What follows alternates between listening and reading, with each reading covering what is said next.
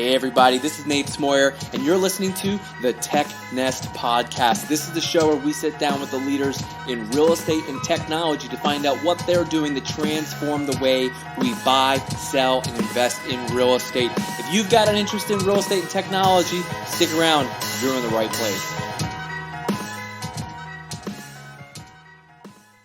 Hey everyone, we got a great show for you today. We've got the CEO and co-founder of a company out of New York City called Doorkee. That's 2 R's, 2 E's, no Y.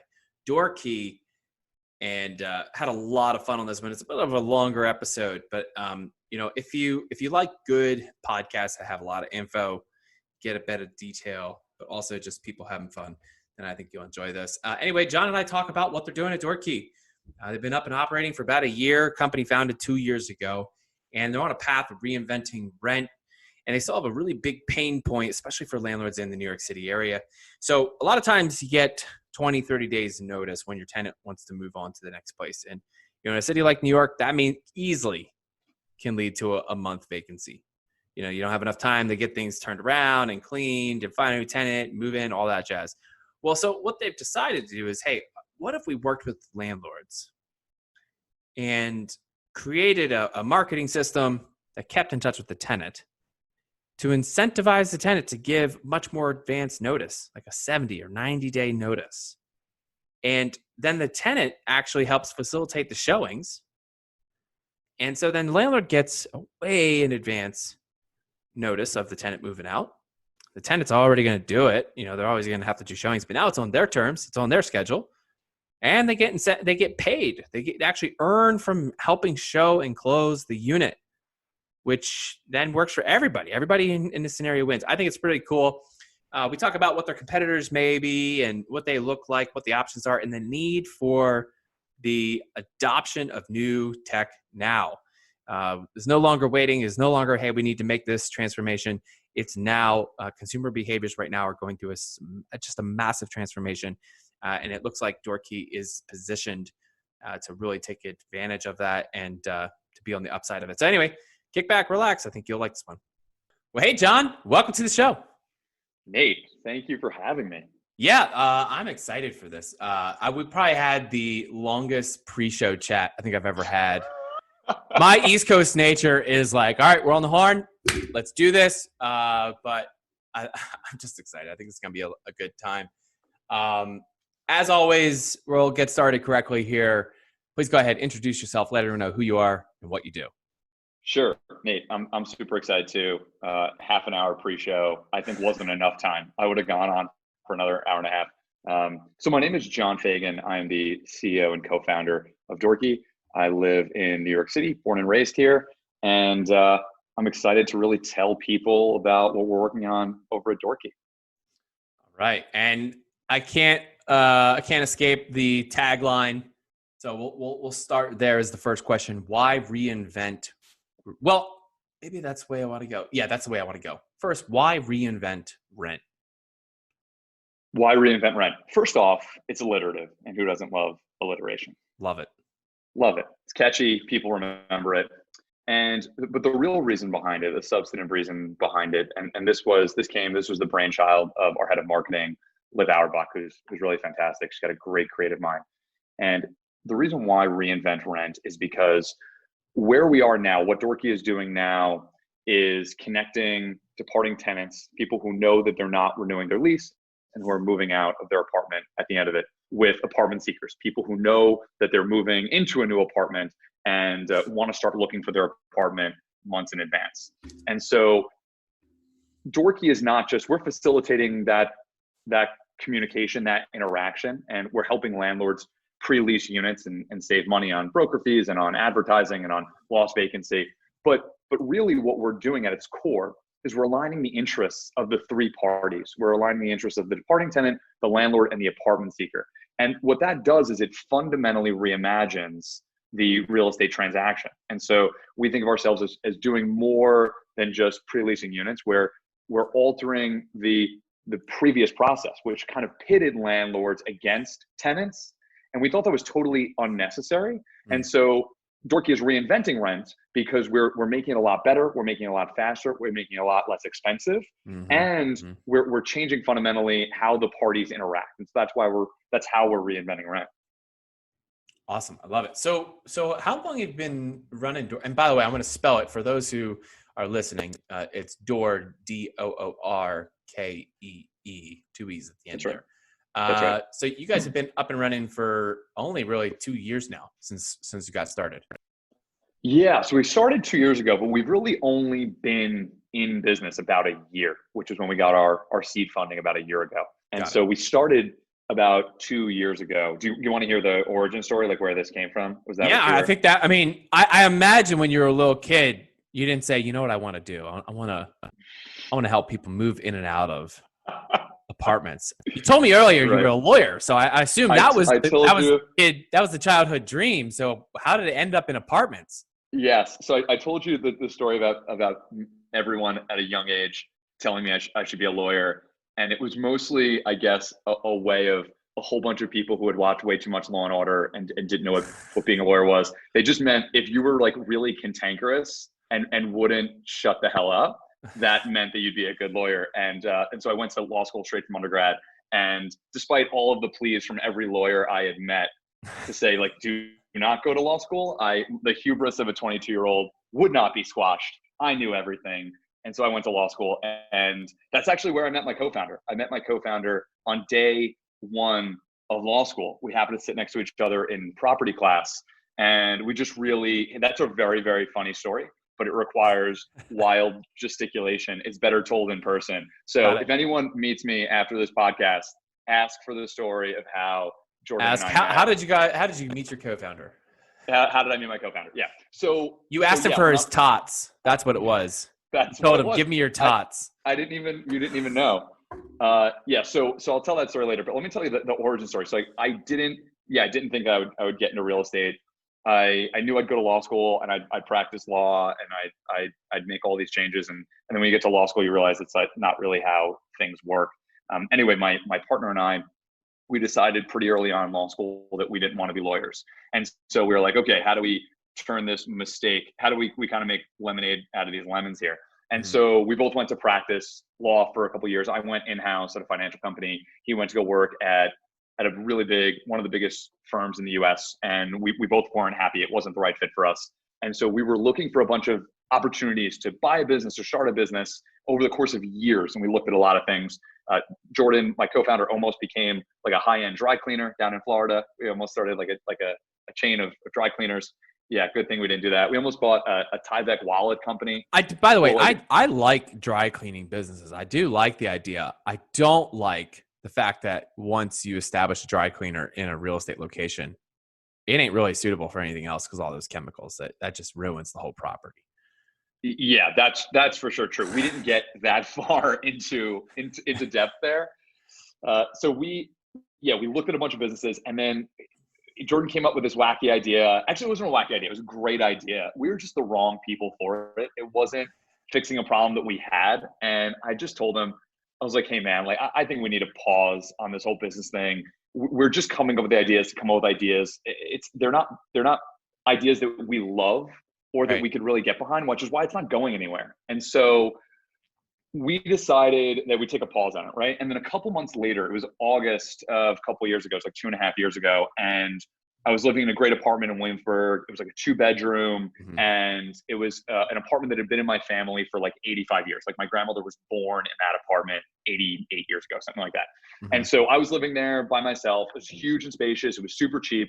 My great uncle owned it. He passed away. Long and short of it is that in August, I got notice from my second cousin that they were selling the house and that I needed to move out in December.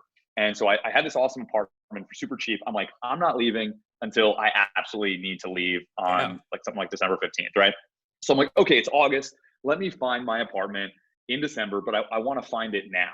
And then you go and look and you're like, you can't find your apartment that far in advance. There's just no mechanism to do it. And I thought, that's super weird because if I know I'm moving, I know I need to move into a place in December. Surely someone else is in my position where they're also moving at that exact same date. I'm like, why don't we just swap apartments, right? Like I move into their apartment, they either move into my apartment or another apartment like that, right? And then I was like, I think that's a pretty good idea. And so Jordan and I had taken a pause on the whole business thing, but I brought it to him. And I guess I didn't do a very good job explaining it. It was a very in its nascent stages. I'm not sure how to pronounce that word. I always get it mixed up. Anyway, so I pitched it to him, and he told me that it was the worst idea that I had ever said, and that the worst idea he had ever heard. And so I was like, oh man, okay, shoot. I guess my radar was off here. And so my daily about job. a week later, Nate, that'll never work. You get it because you're a marketer, but I'm used to coming up with less creative ideas. And so I brought it to him again, and he was like, no, really, that's the worst fucking idea I've ever heard. And so I thought some more about it, and then I came to him again, and I was like, all right, Jordan, I thought a little bit more about it, and I pitched it a bit better. I reframed it, and he was like, okay, I actually see what you're saying now. I think this could work. This is interesting. And so it evolved from swapping apartments to creating a platform where people could transact on an apartment months in advance, because you have early notice from the person moving out, right? Because if you're a departing tenant, you usually don't tell your landlord until a month or less before your lease end date that you're leaving. Yep. And then apartment seekers, you can only find your apartment 2 to 3 weeks in advance. And then you're scrambling, you're taking time off work to see apartments. You may be paying an expensive broker fee, right? And then you end up settling for an apartment that's just good enough, instead of finding the apartment you love over the course of several months when you really start looking. And so that's really where this came from. It's just a personal problem that I had. And then, it evolved from there, because I ended up finding an apartment that I really liked, but somehow I had a broker got involved with me, and the landlord had a broker, and they both wanted $4,000. Sounds about right. $4,000 for an apartment I found on an internet listing service and showed up to, and they keyed me in. But they opened the door. That's right.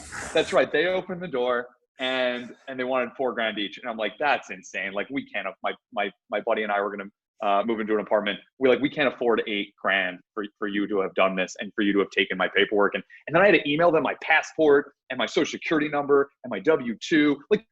I didn't know these brokers. They could have stolen my identity. And I'm like, this is really clunky. It's manual. And it was email. One of the most insecure, false secure products you could possibly use for passing documents back and forth. Nothing's ever happened with sending it an email. No one's ever been. Nothing. Let's not get into that topic.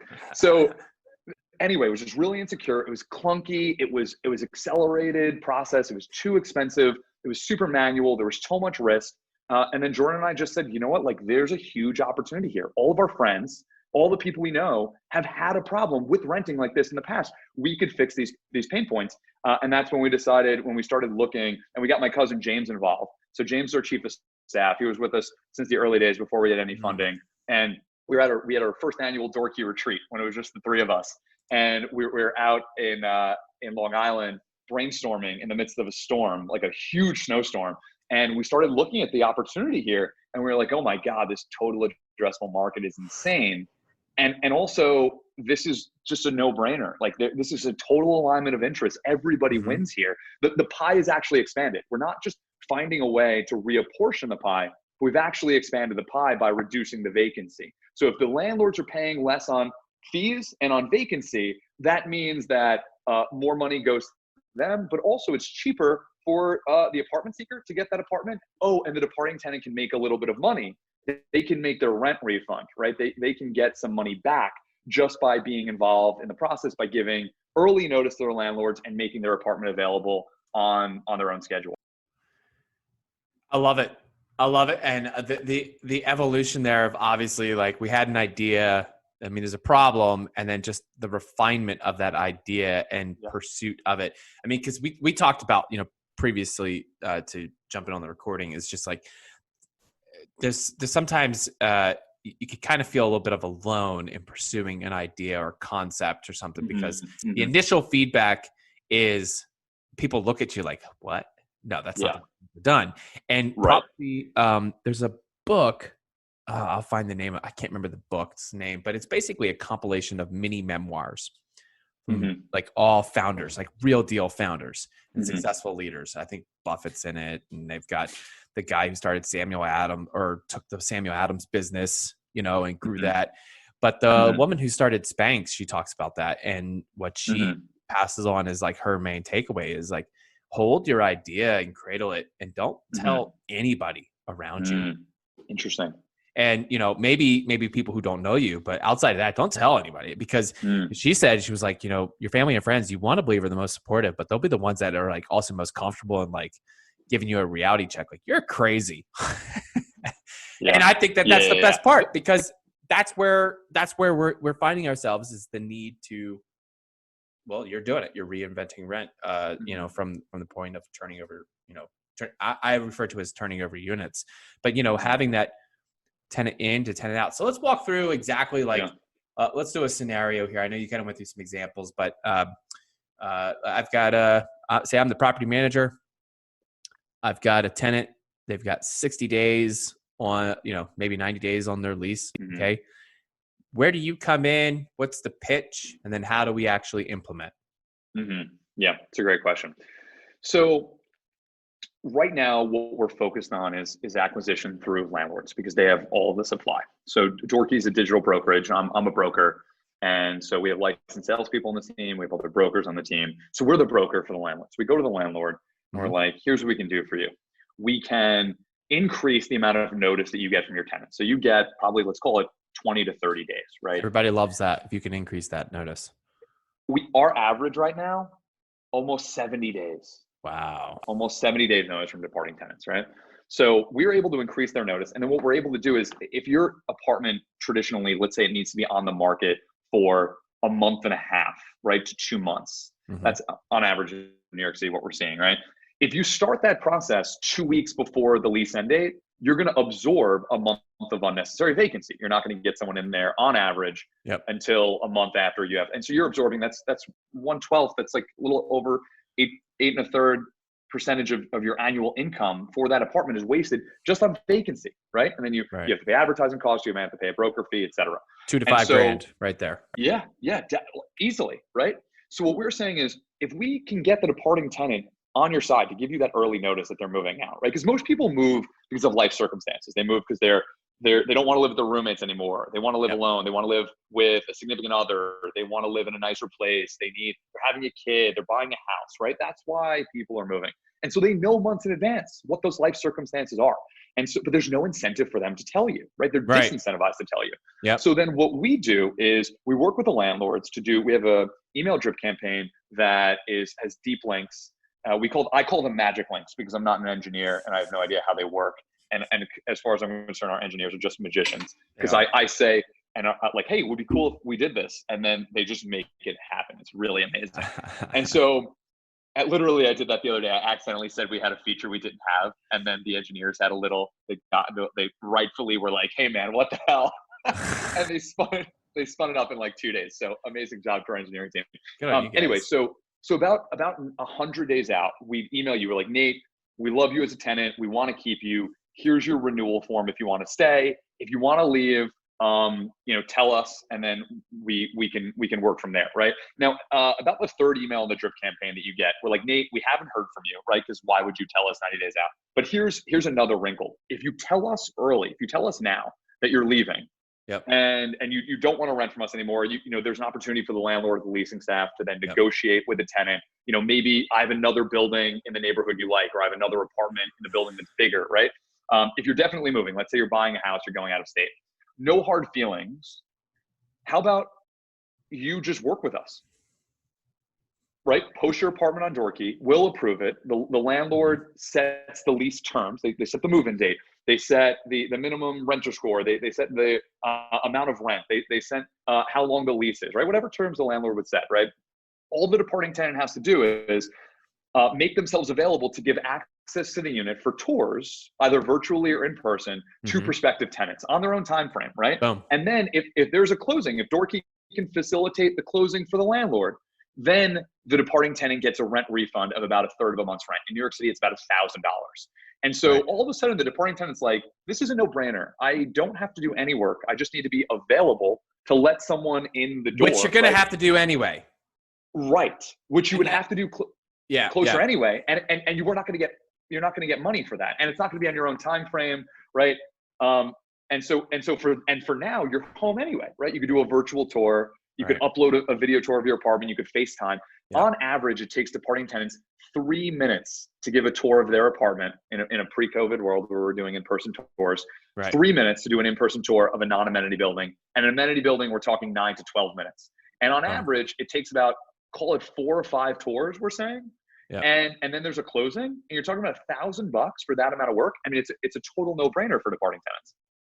Okay, so there's a handful of questions here to follow up. So when we're doing the listing here, is all that communication between what the landlord requires and the existing tenant or the departing tenant, is that all facilitated like in a back end? It's all facilitated. It's all facilitated on our platform. So we're totally search through close. So what would happen is you get that email. If you're let's say you're a departing tenant in one of the buildings that we've already partnered with our landlord, you would get a really beautiful drip campaign, co-branded. It has, like I said, those deep links where if you click on the button that says renew, it'll send you to your renewal form. Yep. Either through like HelloSign or DocuSign or an email to the leasing staff, and you can renew there. If you click, I'm leaving, and you'll get me my rent refund, it will take you directly to Doorkee's platform. Because we already have the information from the landlord, we've already partnered with them. All you need to do is sign in. You can either create a password. We've already pre-populated your information as a departing tenant. You can sign in with Gmail or Facebook with one click. And then literally all you have to do is you can upload any photos or a video walkthrough of the apartment that you've done. And then just give a couple of notes on what you love about the apartment in the neighborhood, and you click submit, and then that's it. The departing tenant's done, right? Then the leasing staff or the landlord gets a notification. They get an email saying, hey, Nate in apartment 21F doesn't want to renew, and he's moving out of his apartment. The leasing staff landlord can talk to you, say, hey, we want to keep you. No, I'm buying a home. Okay, great. They set the new lease terms on our platform, right? All the information has already been pre-populated. The photos have been pre-populated, the floor plans, the neighborhood, the building it's in. It's already been pre-populated because we sync up with your back end. Yeah. So there's no rework for the leasing staff. All they have to do is set the new move-in date and set the new rent amount and click submit, and then it goes live on our platform. And then we start funneling apartment seekers. We start procuring people who want that apartment 2-3 months from now, and we start sending them to our platform, and then they're able to directly communicate with the departing tenant.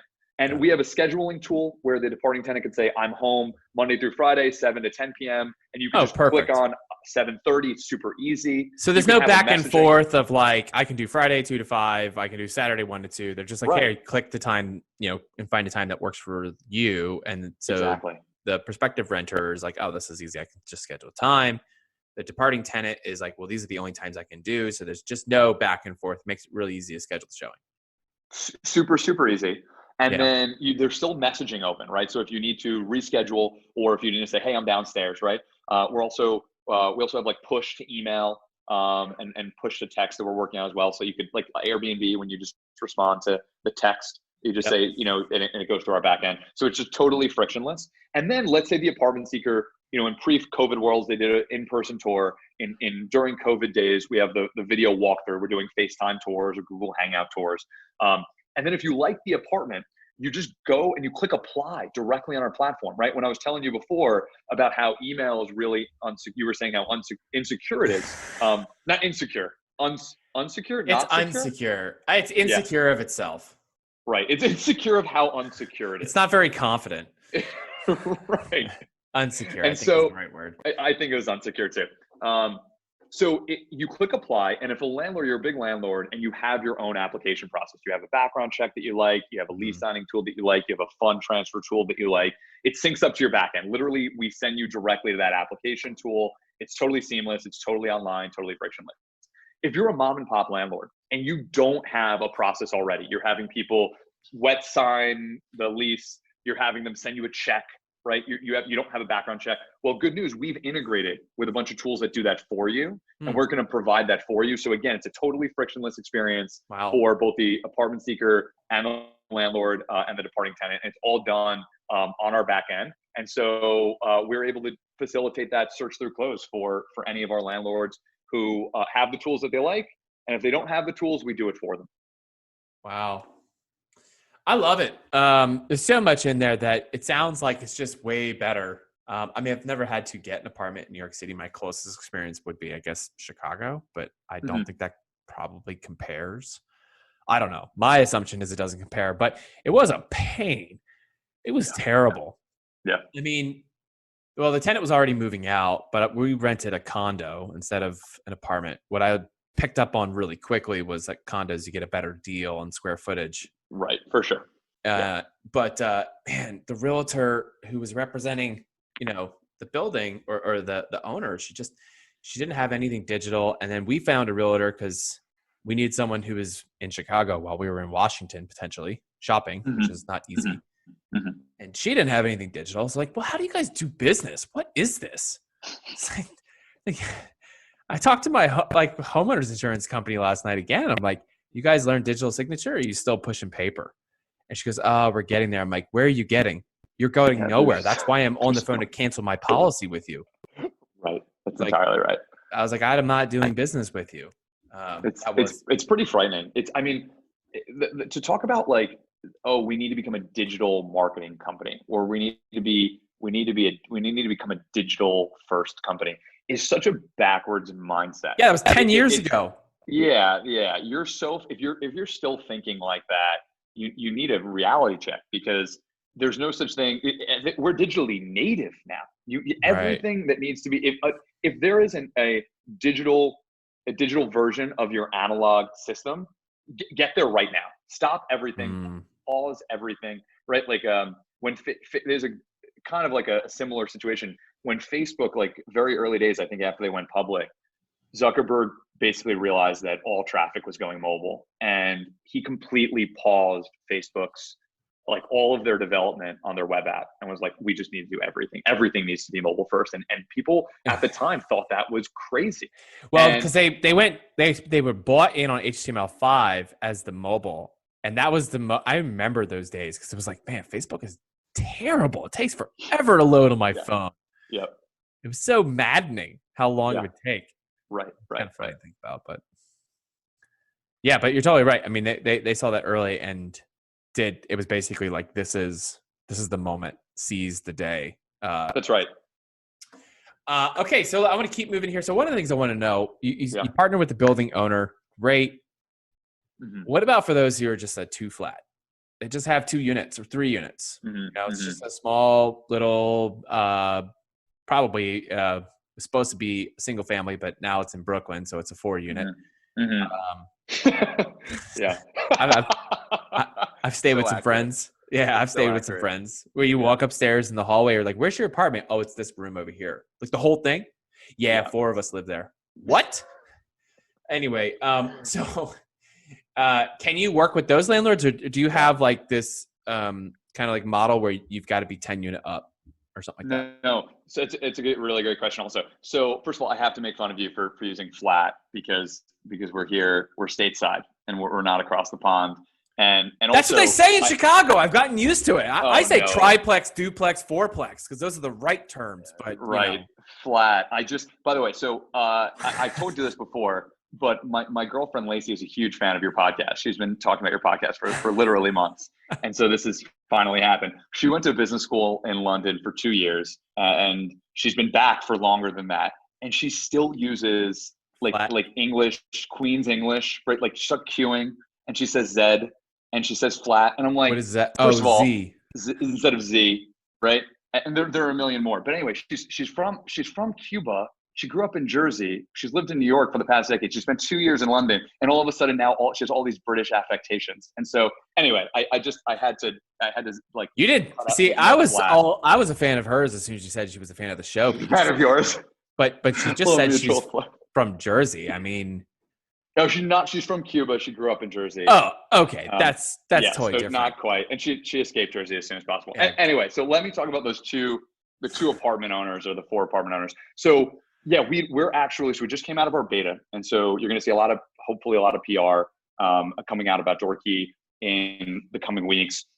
And so now anybody outside of our partner landlords, during our beta, we were only going with big landlords with hundreds of units, thousands of units to go on the platform. Now that we've rolled out those mom and pop tools that I talked about, right? So the lease signing tools, we have Stripe and Plaid integration, we have HelloSci integration, we have background check integration.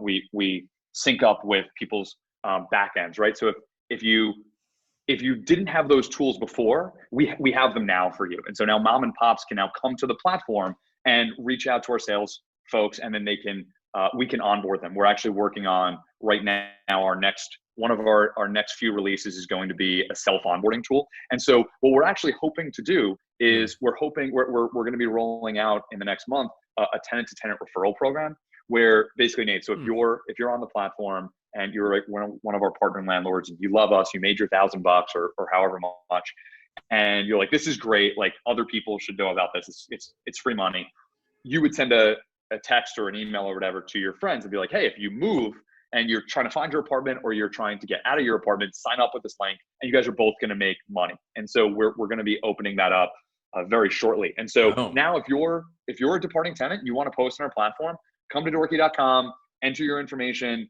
You can reach out to us directly on Intercom. And then what we'll do is we'll work with your landlord to say, hey, landlord, you have a tenant that wants to move out. Yep. Get yourself early notice, save yourself money on broker fees, save yourself money on vacancy, right? And there's no sign-up cost. It's all totally free. We take care of the advertising. We post on a bunch of sites. We do the recruiting of the tenants, and then we provide you the prospects. And if they work for you, great. And then at that point, you're saving so much money, because most of the time you're paying a broker fee of, call it 8 to 12% of the cost of the annual lease, plus vacancy. You're talking about another month on average of vacancy. You're talking about 15 to 20% of the cost of the annual lease is spent on putting a head in a bed, right? Yep. With Doorkee, inclusive of the rent refund going to the departing tenant, landlords pay just under 5%, right around 5% of the cost of the annual lease, including the fee to Doorkee, including the rent refund to the departing tenant. And so anybody can sign up as long as you're in New York City. We're not outside New York City yet. And you only make money on the closing, right? We only make money on the closing because we believe that, first of all, that's how landlords are used to doing business, right? They pay brokers upon a closing. They're used to paying OP. So we're not asking them to do too many different things. Right. We're just asking them to allow their departing tenant to give them early notice and make the apartment available. Right. That's the one miracle we're asking for. And so there's a great book actually called Chaos Monkeys. Have you read it? No. Great book called Chaos Monkeys. Section where we talk about books. But... Oh, okay. I'm gonna save it. It's a good book. Kidding. Anyway, it's our one miracle. He basically says, like, here's how you know you're a startup versus small business, right? If you need one miracle to happen, I'm paraphrasing here, by the way. If you need one miracle to happen, you're a startup, right? If you don't need any miracles to happen, you're just a small business. You're just trying to replicate what's already been done. And I'm paraphrasing here also. If you need more than one miracle to happen, you're just fucked. It's not going to happen, right? You're not going to be able to change everyone's behavior all at once. So the one piece of behavior we're asking for landlords to change is basically just let their departing tenant help you with this process, right? Let them give you early notice. Let them be the one opening the door instead of having the broker do it, and have Doorkee do the actual back-end brokerage work of finding the next tenant, of doing the paperwork, of doing the fund transfer. Have it done automatic instead of having someone whose full-time job is to do this, because it's much more economical when the Doorkee is facilitating the transaction for you. Oh, it's so good. I love it. So, and it makes a lot of sense, obviously, to start then with the bigger businesses, because you're already established broker. You have some brokers working for you, so then they're going for the bigger ones. But now you're working the self-serve, so that the, what is commonly referred to as mom and pop, what we call the DIY landlord, they can just sign up, take care of it, or the tenant now can be the one who initiates that relationship. So you're doing a little bit of pull-through marketing, and the tenant's like, hey, I want $1,000. Like, landlord, is this cool? Like, I'm giving you 3 months notice. Could we do this? And the landlord is like, I've never had a tenant give me 3 months notice. That's right. I mean, I guess it's kind of cool. So it makes a ton of sense. And you're only New York City right now.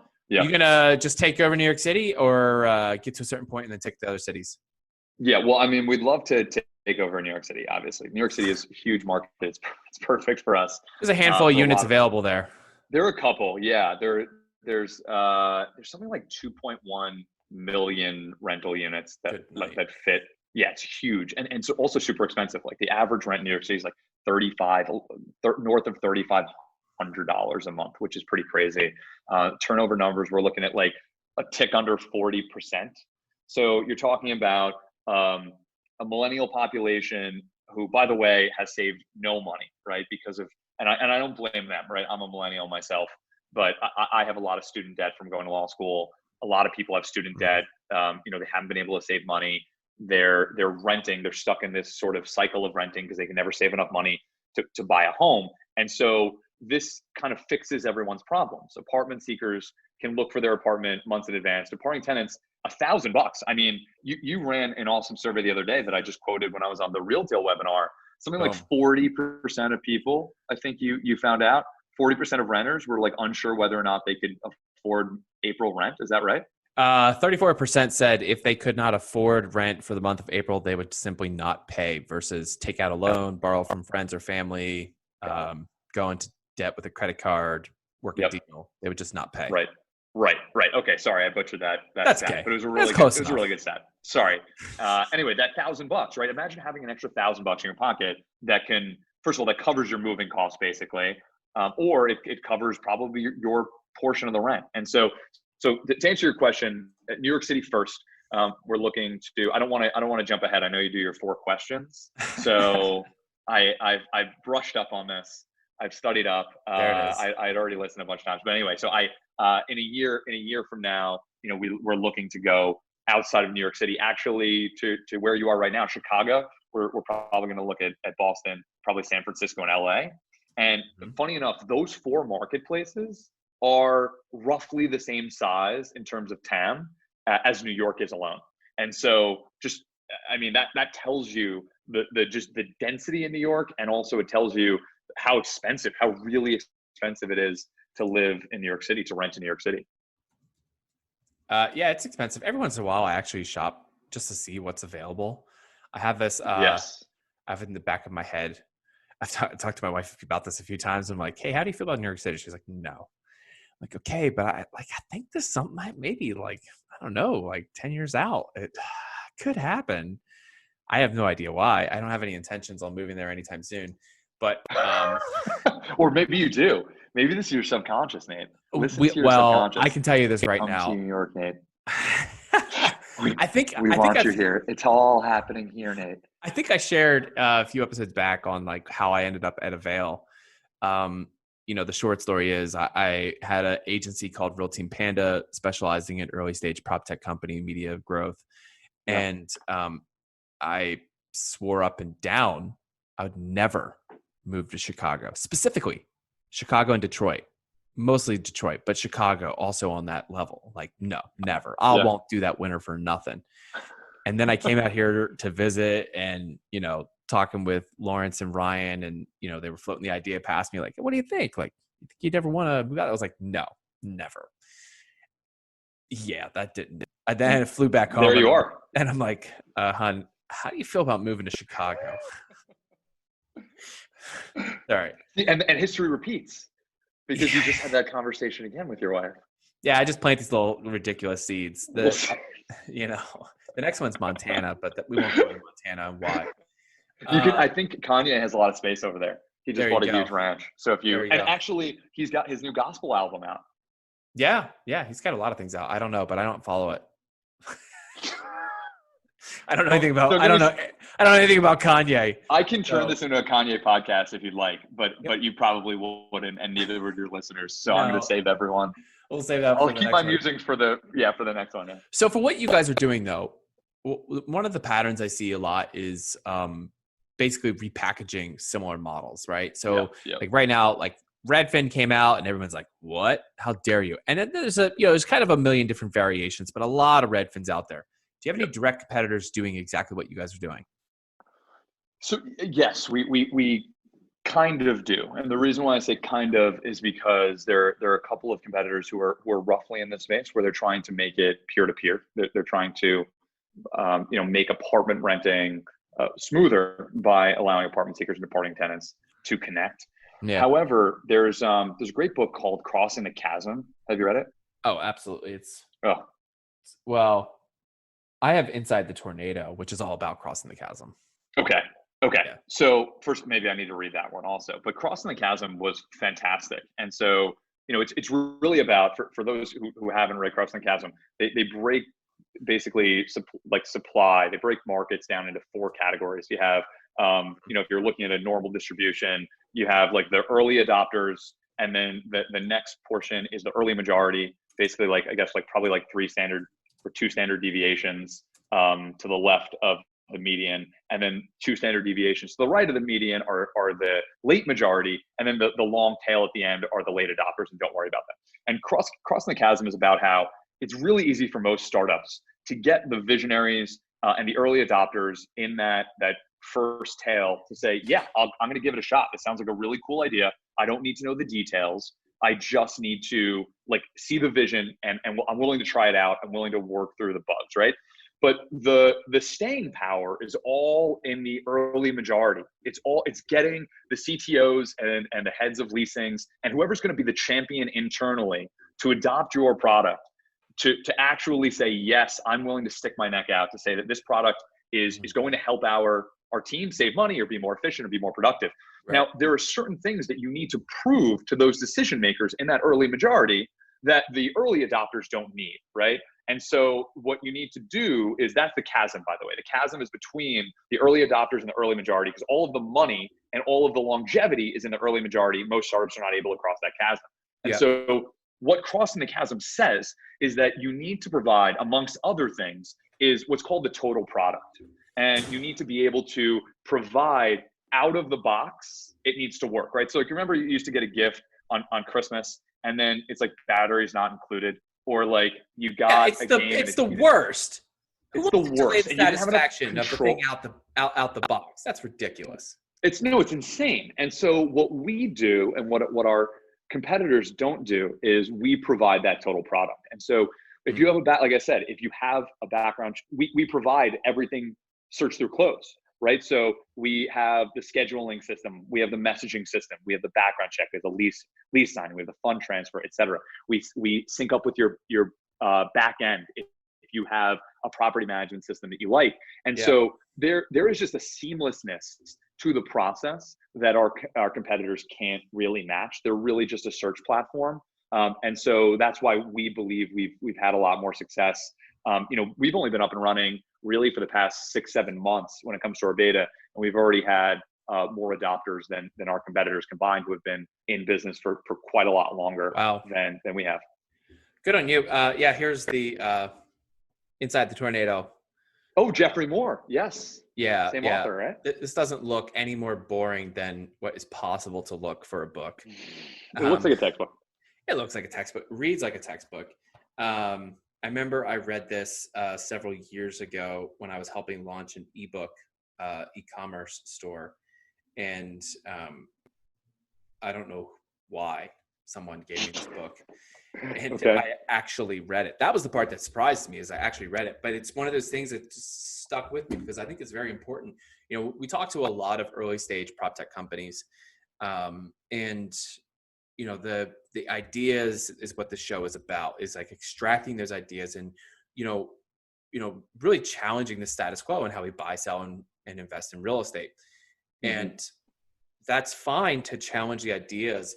But right now we're at a point in time where it's really important that you're no longer just challenging. You have to not just validating, but have a validated idea, because for us to get through what we're going through right now, you're going to have some good, like, things have to work, and you may have to do some crossing, or you need to expand the share that you have of business with your early adopters. I think Seth Godin refers to them as neophytes, people who just are looking for the new, looking for the latest. And it's a very risky audience, actually, because while some of them may be dedicated to you and your brand and what you're doing, there's many of them who are also just interested in the new.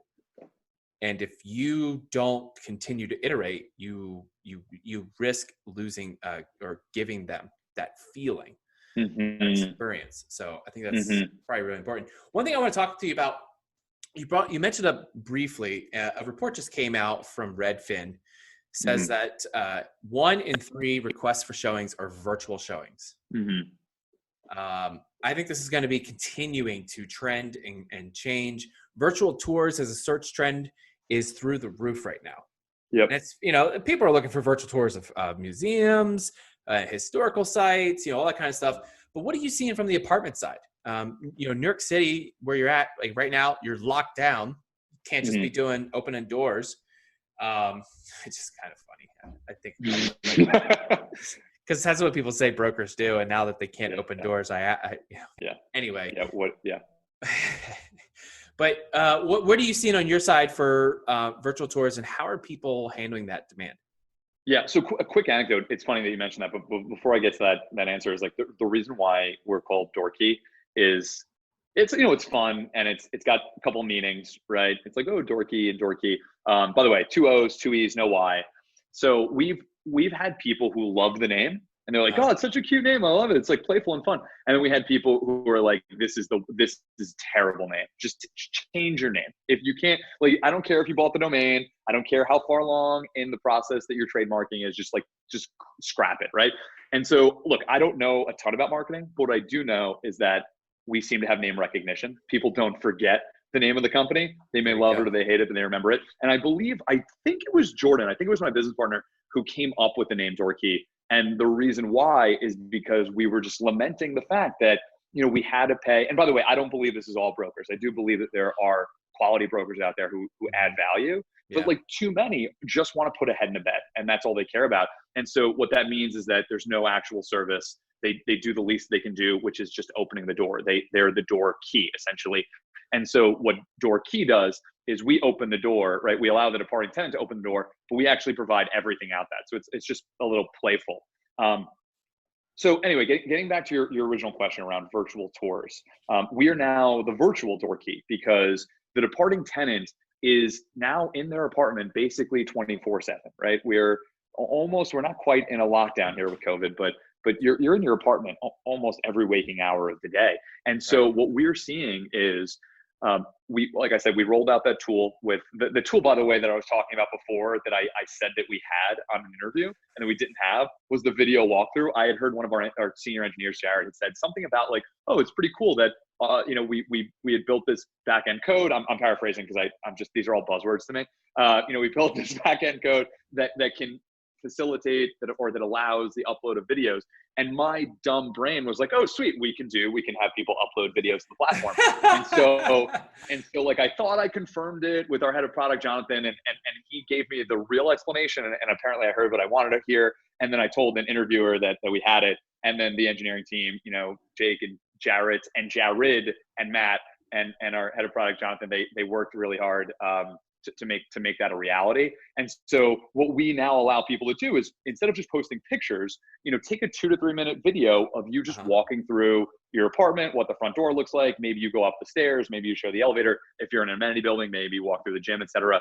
So what's nice is that when I was looking for an apartment, the last 2 times, even after I found my apartment, I still started going on tours because I wanted to know what the experience was like. And what really drove me crazy is that if you had a professional take the photos, they made the apartment just look way better than it was. And they took the fisheye lens. The fisheye lens drives me crazy. And it's like, what do you think is going to happen? That they're going to show up and you made it look palatial and it's actually like a broom closet that Harry Potter would have loved to have or would have hated to have moved in from his place under the stairs. Like, they're not going to take that apartment. Even worse is in residential, when you show up to the house, like, why is the lawn brown? It just went on market yesterday, but the photos show it green. Right. I mean, this is what I don't understand is like making it seem better than it is. I don't know. It's you believe that you're going to rope people in, and that's just not how we like to do business. And so what we're finding is that people are looking at those videos, looking at the authentic photos that departing tenants have taken, and they're less likely then to have to go to an in-person tour, pre-COVID, because they're like, oh, you know what, this is actually smaller, or I don't like the layout of this. During the times of COVID, we are having people do virtual tours, right? The FaceTime tours is a huge uptick. So they use FaceTime, just FaceTime or anything else? Okay. Google Hangouts, doesn't really matter. I mean, everyone has a smartphone now. Everyone has their computer. I mean, it's just these tools are at everyone's disposal, right? They're all native. We're going to eventually create a native video chatting tool on our platform as well. There hasn't been a huge demand for it. People are happy to just use what's at their disposal. What's the percent increase? Like 50%? In terms of people requesting virtual tours? Yeah. Okay, well, that's an interesting question because like we're encouraging people not to go do physical in-person Got it. tours, right? Like I believe that REBNY, the Real Estate Board of New York, is encouraged like they can't do if you're a professional, you can't do showings. So we're saying don't do in-person showings. So like the increase has been insanely high, but I mean, it's not just percent because it's hard to compare because now we've basically stopped in person and they've gone to all virtual. But to put it this way, we had like half a dozen applicants for different apartments on one day last week, all off of virtual showings. Wow. And 4 or 5 of them were for apartments that were available for over a month and a half out, for like apartments available in June and July. And, and that had only been on the market for like a day or 2 days. So people are still looking to move during the summer and they're looking for an apartment now. And Doorkee is really the only place they can find that apartment. And people are like, it's different. People always ask us like, why not do homes? Like when Jordan and I were starting this out, they were like, why not do, peer-to-peer home sales? And we're like, look, first of all, it's a very crowded space. It's an incredibly crowded space. Yep. 2, in all likelihood, and Jordan and I talked through this, we're like, is this something that we'd want to incorporate or do instead? The reality is buying a home is the single largest purchase that almost every person's going to make in their life. For them to like put up that kind of money, right? When there's all that risk, and if you buy that asset sight unseen, I mean, you need to know what the neighborhood looks like. You need to know. I'll do that with Tulsa, Oklahoma. I'm not going to do it with New York City. Exactly. It's just not really going to happen. So with an apartment, if you get an apartment that you don't like, it's a year lease, and you may be able to get out of it. It's not a huge loss. There's not a huge risk there. So that's why we've seen like a huge uptick in people coming to the platform, searching, like our listings have gone up like 60-70% in the past 2 to 3 weeks because people are home. They still want to move over the summer. And so and they're doing the advance notice. So they're way out in advance and they're able to do showings. June, July, August. Yeah. Fantastic. That's phenomenal. I think it's going to be important that people listen in and hear that. I think one thing I haven't talked about with people, but maybe you guys can do it and then let me know if it works or not. I'll let you figure it out. Is neighborhood virtual tours. I've talked to people about the apartment and the houses, but what about the neighborhood? I mean, I want to see the neighborhood. Now you've got Google Street View. So there's that. But where's the sounds? Mm-hmm. Where's the livelihood? I guess it'd be kind of weird during COVID. You walking around, but ain't nobody live in that neighborhood, man. It's bizarre. Yeah. I've been documenting it. So like we walk our dog Scout. And we walk him way too much to the point where he hides. Whenever one of us, me and my girlfriend, get the vest, he goes and runs to the other's feet because he just like, please, Lord, no more walks. I can't do it anymore. You're driving me crazy. So we got to bribe him with treats. So we go for walks and there's just nobody out. I mean, thankfully, there's nobody out, right? Wait till it warms up. We had one day we had one day when it was 77 degrees and the park and sidewalks and everything was packed. There was no room. I couldn't walk anywhere. It was basically, I was like, I'm not going to be out here. I might as well go hang out at the grocery store. Anyway, so much in there. But we got to keep moving it here and we're pulling into where we've got to move to the bottom of the show segments. I'm not upset about that. These are my favorite portions. These are great, but I love the free flowing conversation. This is awesome. Like we could shut this off and do this for the next 6 hours if you have time. Probably. I don't know if your wife is sick of having you in the apartment. We have a 1-bedroom. We're moving into a house. We bought also a 1-bedroom. This is our also our living room. It just happens to be a big enough living room where we have both desks, my giant whiteboard, and then my recliner behind it. So. But you're not as nearly as annoying as I am. So, and my voice is so loud. I'm not sure if everyone can tell how much I'm speaking lower right now. This is basically a whisper for me. This is like my indoor voice right now. I'm so loud when I'm on calls. I can feel Lacey's like blood boiling, like being like even in the other room because I'm so loud. So I'm actually taking this from downstairs to get away from her so that she doesn't kill me for yelling in the apartment 24/7. There it is. All right, we're going to move into the segment I like to call For the Future. For the Future is where I get to ask each guest who comes to the show to give their best predictions based on the following 4 questions. John, are you ready to play? I am always ready to play, Nate. Hit me. All right, here we go. Question number 1. What does Doorkee look like 1 year from now? Doorkee 1 year from now. So I'd already mentioned that we wanted to move into new markets. So, Jordan and I constantly talk about the future, because right now I think we're doing a really great job of just like really expanding in New York City. And New York City is such a behemoth that if we were able to get a meaningful foothold in New York, I mean, that's great. That's great success for us. However, we also know that if we tweak the business model a little bit, we tweak how much the departing tenant gets, how much we're charging the landlord, and our customer acquisition process in different markets, this will work outside of New York. And so what it looks like in a year is just a real player in New York City that people recognize. We have some really, really big names in real estate, actually nationally and regionally, who are already customers, and we're really, really proud of that. And we want to get all of the huge landlords on the platform.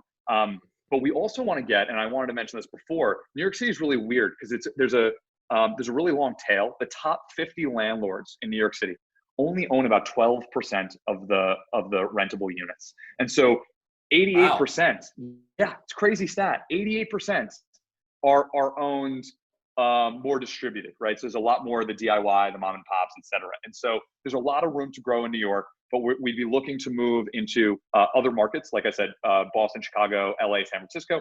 Also additional revenue streams, right? In weird apartments like New York, right? We were joking before about how tiny they are, but they're also jigsaw pieces. And so if you bought a couch and you hauled it up to the 6th floor and it fits perfectly in that nook and it's well maintained, you're not taking that out of there. Just sell that couch to the next tenant, right? And so we want to be able to facilitate that. And so there are some nice ancillary options, and we're working with some other partners to sync up with moving companies so that basically the whole process of moving is just totally seamless. And so we want to get brand equity in New York. We want to open up some new markets, and then we want to add some functionality to make the actual moving process after you found your next apartment a lot more seamless. That's us in a year. Love it. Question number 2, what's prop tech as an industry look like a year from now? I think that it looks very similar, but accelerated. And the reason why it's accelerated is because we're starting to see that landlords just cannot go about business as usual. There was an Accenture piece a couple of months ago, basically saying that tech laggards, people who are not just late adopters, but even people who are in the middle of the pack, they're leaving billions of dollars on the table. And so this whole like Doorkee pre-leasing, the drip campaign, the being able to do virtual tours, the tenant, it was all great and nice to have in a pre-COVID world. In a COVID and a post-COVID world, landlords are starting to realize that they're losing so much money by not using these new this new tech adoption, right? And so it used to be a nice to have. It's going to be the standard, right? It's going to be a must have just to keep up with the times. And I think that this is going to be the sort of wake up call to a lot of landlords to say, this is where everything is going, and I'm going to be left behind if I don't get on this right away. Yep. I'm right there with you. Question number 3, what's one industry trend you think will continue, but you wish would go away? Oh my God. This is an easy one. It's inventing better mousetraps. And the reason, and when I say that, is because there's another great book by Clayton Christensen, who was a phenomenal thinker. I think he was an HBR professor. He was actually the research partner of Nate Redman, who is the managing partner at Alpha Edison, who's one of our VC firms. And I was a huge fan of Clayton Christensen. He wrote a really seminal book about disruption called The Innovators Dilemma. And he innovation. There are 2 types of innovation: the disrupting innovation and sustaining innovation. And basically, we see in prop tech right now, it's such in its early stages that there are so many companies that are trying to invent a better mousetrap. And really, what you need to do is you need to go get a cat. And I know that's not easy for me because I'm a dog person. Today is Catter Day. It's trending on Twitter right now. I'm not on Twitter either, so I'm anti-Twitter and I'm anti-cats. I know I'm going to get a lot of hate for that, but I need to be authentic to who I am, and that's just the truth. So, and what I'm saying here is that like a better mousetrap is tweaking. It's a sustaining innovation. It's making something 10% better. It's making it a little bit more efficient, a little bit faster, right? Yeah. What people need to do is throw out the old way of like trying to work through a broken model. It's like putting lipstick on a pig, right? And I'm sorry for all these mixed metaphors here, but the reality is I want there to be some more consolidation in the market, so that there are not all these startups that are tweaking the current model, but instead just throwing away the old model and doing a new one. And so I think that I would love to see in a few years, as there's more consolidation in the marketplaces, there's more maturity, I think there will be the only winners will be the people who have went out and bought the cat to eat the mouse, instead of trying to create this really kind of Rube Goldberg machine of working within the current parameters. I love that. Get a cat. No. Sorry, that is not. I'm gonna go get a cat to eat all the mice. So your mouse trap is just not even worth it. I'm doing it for me.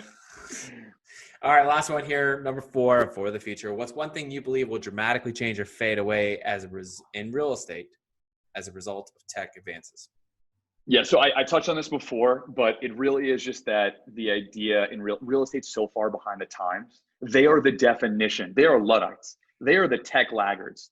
And it's because it's such a real estate up until recently has been such a familial situation where it's like you've been in real estate, your parents are in real estate, et cetera, it's been passed down.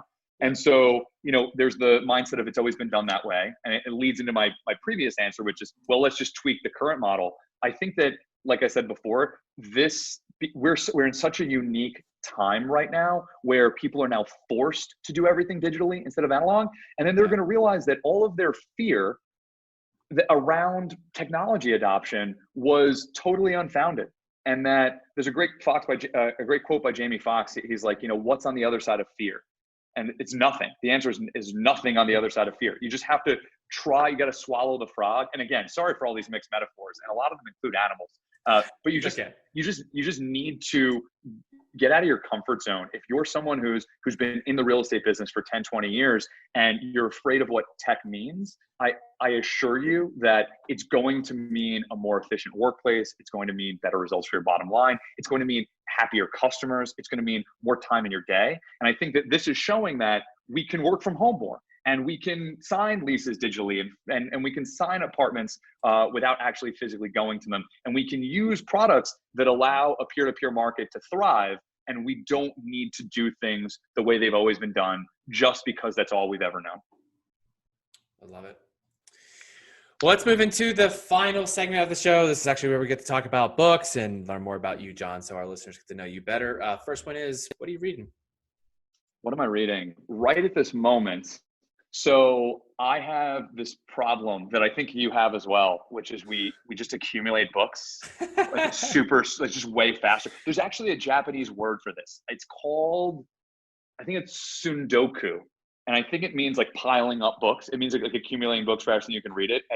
And are you're moving your whiteboard so I can see all your books?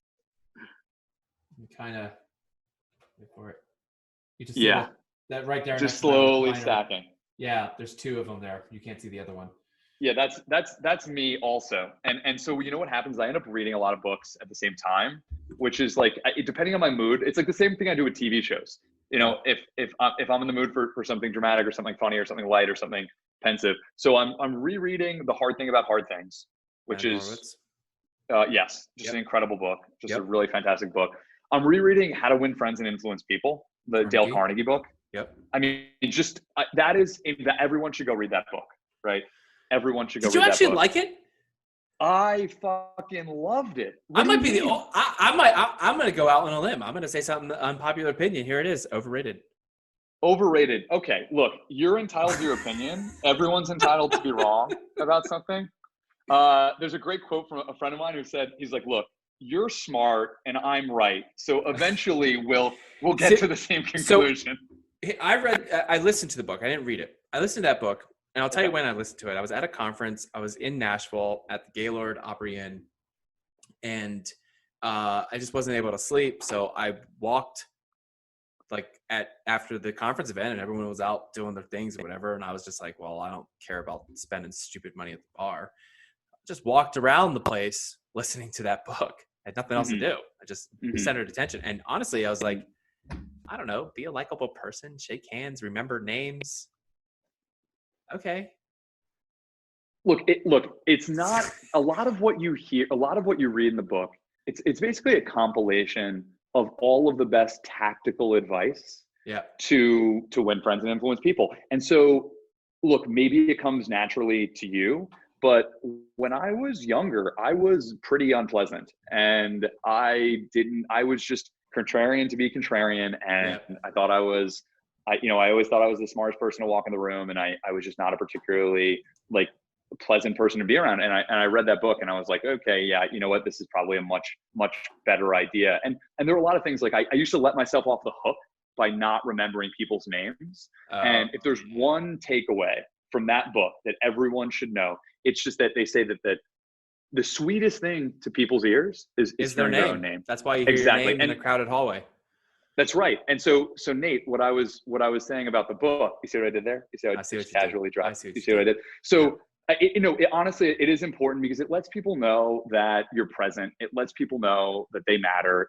You're not just a passing something in their life, but that, you took the time to actually listen to them and experience them as a human. And I think there's a beauty to that. And there's a respect to that. And outside of what you can get out of it, I think that just being able to have a more authentic connection with someone, I think is lost a lot. And so I don't know, the tactics in that book remind me constantly that there are so many things I could be doing. I've heard also the quote that like half of education is just reminding someone. And so the stuff you read in that book, it may not all be new, but they'll all be really, really good reminders for how we can just be better human beings to be around and brighten other people's lives. I can get behind that.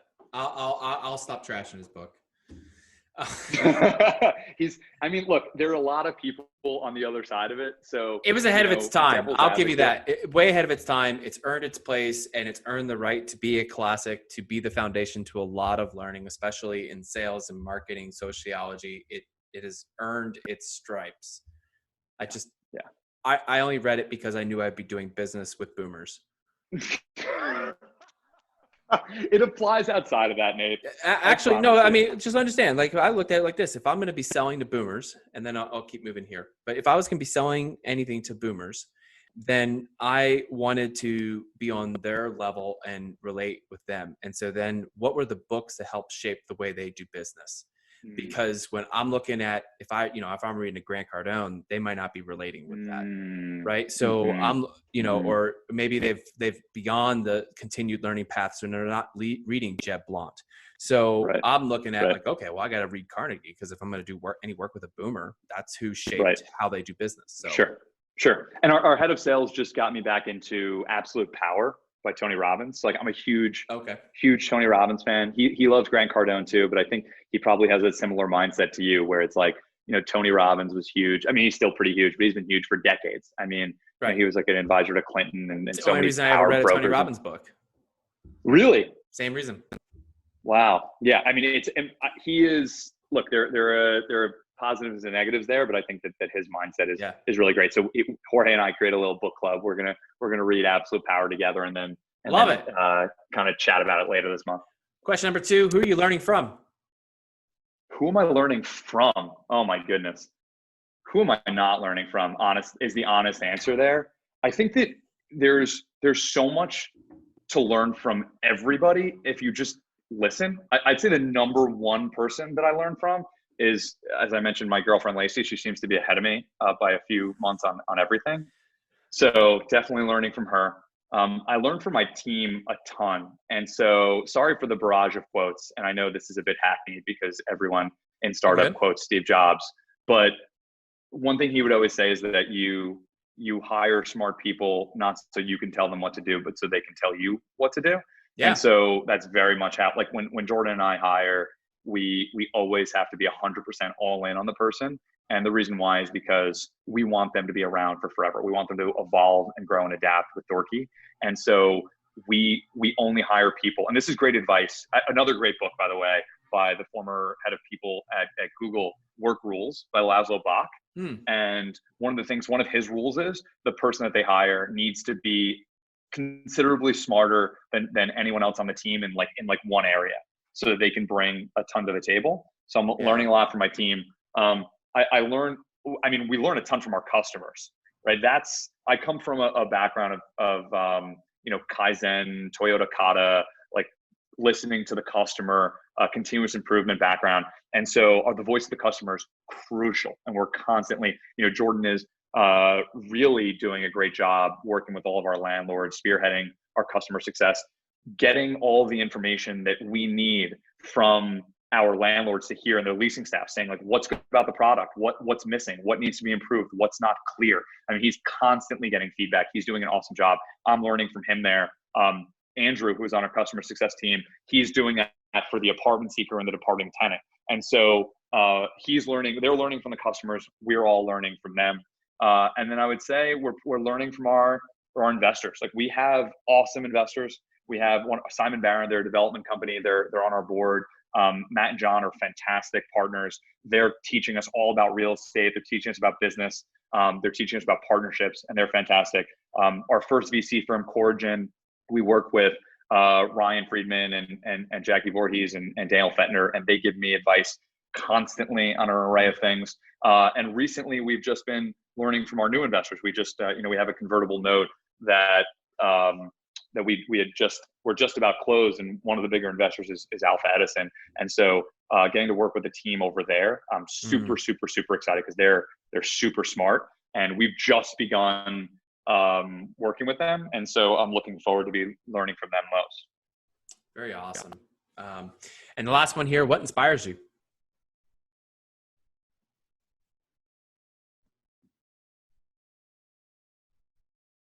Wow.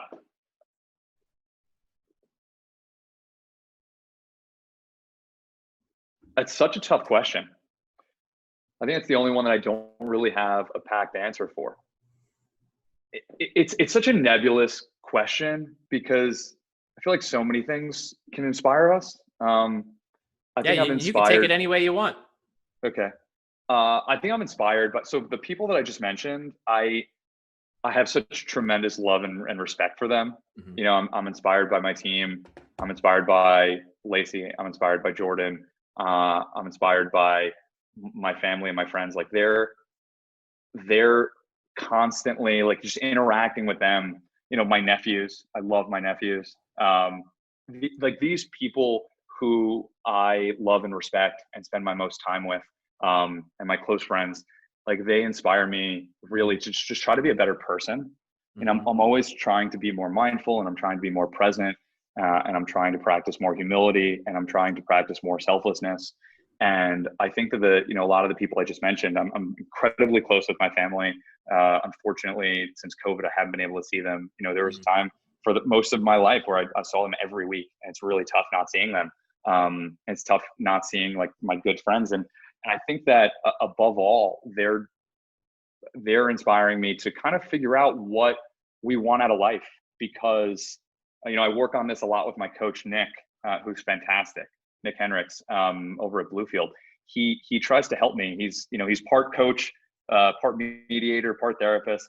And, he really challenges me on what it is that we want. And I'm always trying to keep my mind open to making sure that I'm sense checking the things that I think I want. Mm-hmm. And if there's this, monkey brain that's constantly telling me, you want this, you want this, you want this. And I always try to come back and, through my podcast and through my books and through my conversations and my relationships, I'm trying to challenge myself to say, like, do you really want that? And I guess all those things kind of come together in the witch's brew to help me try to figure out where I want to go with my life. And I guess that may have been more of a philosophical answer than the one you're looking for. I had no expectations. That's why it's phrased that way. Yeah. And this is not a suck up answer right now, Nate. Like, honestly, the conversations you and I have had over the past week, like, they inspired the hell out of me. When you and I were talking about, like, that every week you have those happy hour virtual drinks and you guys come out with a new business idea, or you're talking about your funky idea with the pineapples, or just like your journey from the don't tell nobody about my pineapple idea. Sorry, guys, don't forget. I edit this out, Nate. I'm just kidding. Nobody can steal your. No, obviously. But I'm saying is that, like, you bring a certain joie de vivre to your work that really is inspiring. Like, I love that you're doing this podcast. I love podcasts, and I saw a quote a few months ago. It says, "Don't be a consumer, be a creator." Mm-hmm. And I had realized that, for a lot of my life, I was just a consumer. I consumed movies and and TV shows and books and podcasts.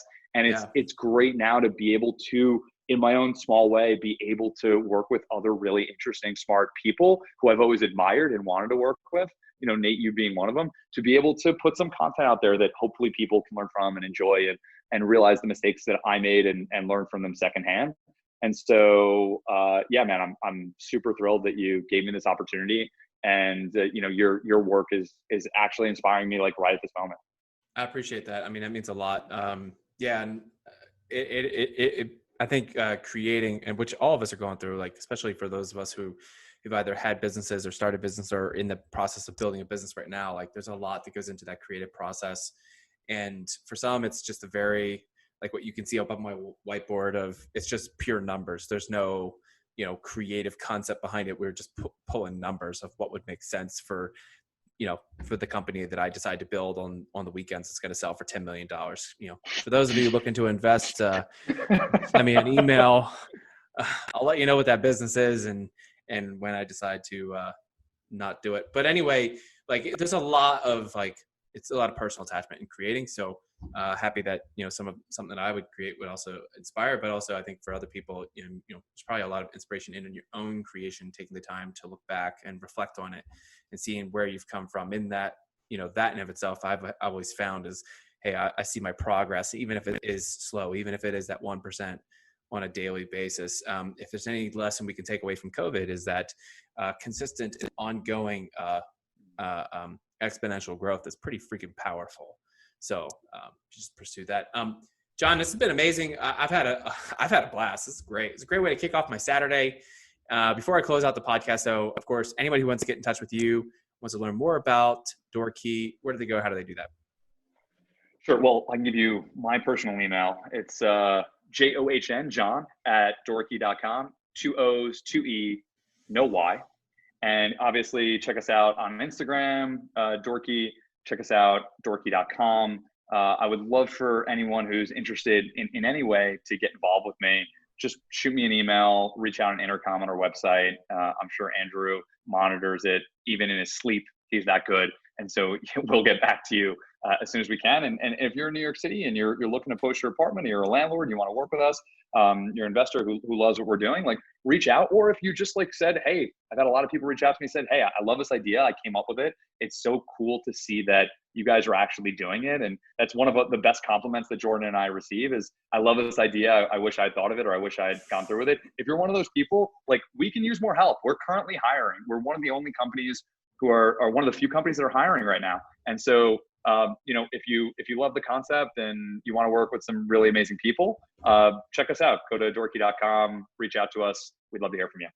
Awesome. Appreciate it, John. As soon as traveling to New York makes sense to grab a drink, you're on. Dude, let's do it. But let's talk before then. I want to be invited to one of those happy hours. I want to brainstorm. Yeah, we can do one. I have pineapple ideas.